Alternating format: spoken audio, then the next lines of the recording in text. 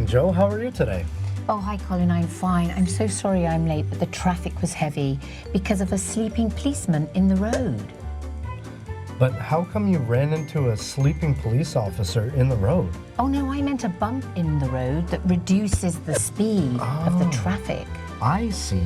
Here in Canada, we call it a speed bump.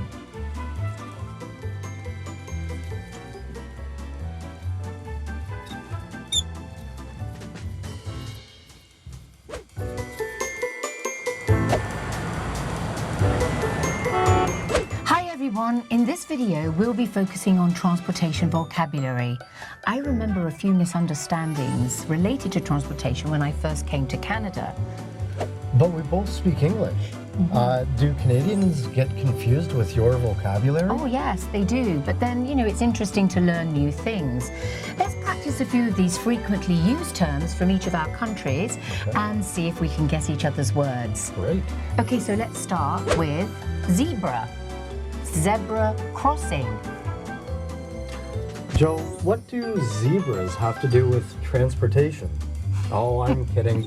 I can see the reason. The white and the black of the crosswalk does make us think about zebras, right? Yes, exactly.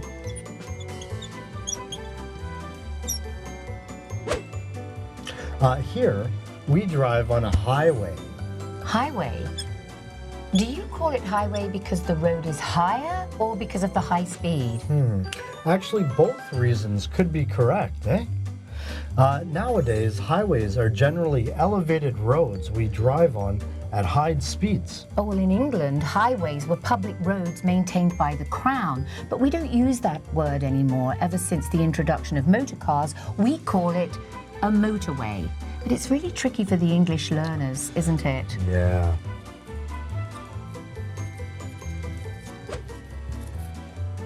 Our third transportation vocabulary is the tube. Joe, I can't see any link between a tube and transportation.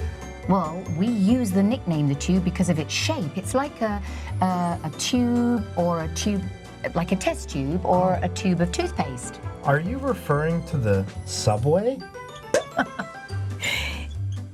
Oh, you mean this? That looks yummy, but I'm talking about the other subway. Ah. And next, on the list is gas.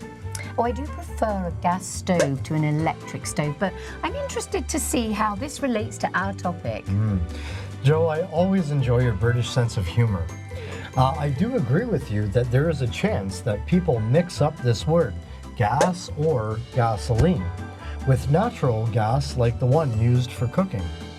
I know, and in England we call fuel for transportation petrol, short for petroleum. You're right. Petrol might be less confusing than gas. Next we have car park.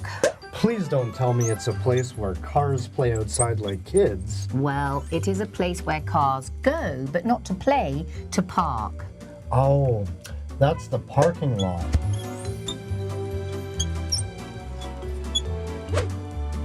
The final word for today is windshield. Are we talking about Captain America shield?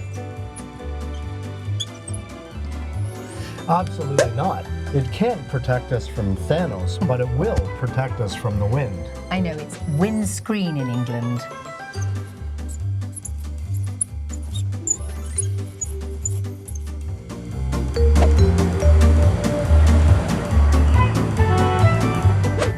So, here's a list of the transportation vocabulary from this video. Sleeping policeman. Speed bump. Zebra crossing. Crosswalk. Motorway. Highway. The tube. Subway. Petrol. Gas. Car park. Parking lot. Windscreen. Windshield. And we'll see you in the next video when we talk about clothing.